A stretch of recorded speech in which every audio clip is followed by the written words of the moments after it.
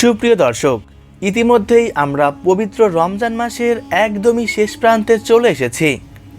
আর এই মুহূর্তে আমাদের প্রত্যেকের মনে একটাই প্রশ্ন, এবছর রমজান মাস 29 দিনের হবে নাকি 30 দিনের হবে, এবং কবে নাগাদ দেখা যাবে আরবি শাওয়াল মাসের চাঁদ। তো এ সকল বিষয়ে সৌদি আরব থেকে প্রাপ্ত যে সর্বশেষ আপডেটগুলি চলে এসেছে সেটাই জানিয়ে দিব আজকের এই ভিডিওটির মাধ্যমে। তাই অবশ্যই পুরো ভিডিওটির সাথেই থাকবেন। আর এমনই সব গুরুত্বপূর্ণ ভিডিওর আপডেট সবার প্রথমে পেতে অবশ্যই চ্যানেলটিকে সাবস্ক্রাইব করে পাশে থাকবেন। গ্রেগরিয়ান ক্যালেন্ডার অনুসারে ঈদ উল ফিতরের কোনো নির্দিষ্ট দিন বা তারিখ থাকে না। রমজান মাসের শেষ এবং শাওয়াল মাসের চাঁদ দেখার পরের দিনই খুশির ঈদ পালন করা হয়ে থাকে। আর শাওয়ালের এই চাঁদটি প্রথমেই পর্যবেক্ষণ করা হয়ে থাকে সৌদি আরবে। আর সে অনুযায়ী বিশ্বের অন্যান্য দেশে ঈদ পালনের তারিখ নির্ধারণ করা হয়ে থাকে। চাঁদ দেখার উপর নির্ভর করে রমজান মাস কখনো 29 দিন, কখনো 30 দিন হয়ে থাকে। এবছর পবিত্র রমজান মাস শুরু হয়েছিল 19 ফেব্রুয়ারি থেকে।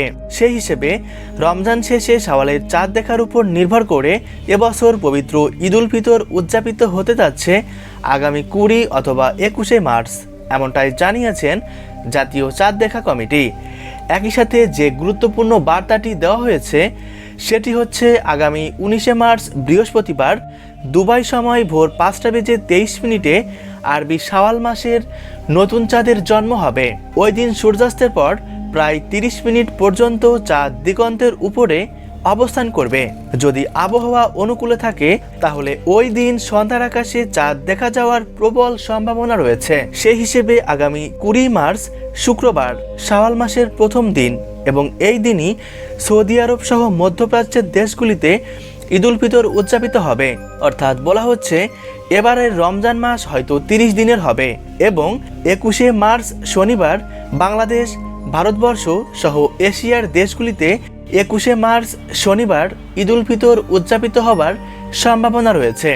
আর যদি কোনো কারণে 18 তারিখ সৌদিতে চাঁদ দেখা যায় তাহলে রমজান মাস 29 দিনের হবে। সেক্ষেত্রে বাংলাদেশে ঈদ উল ফিতর উদযাপিত হবে 20 তারিখ শুক্রবার।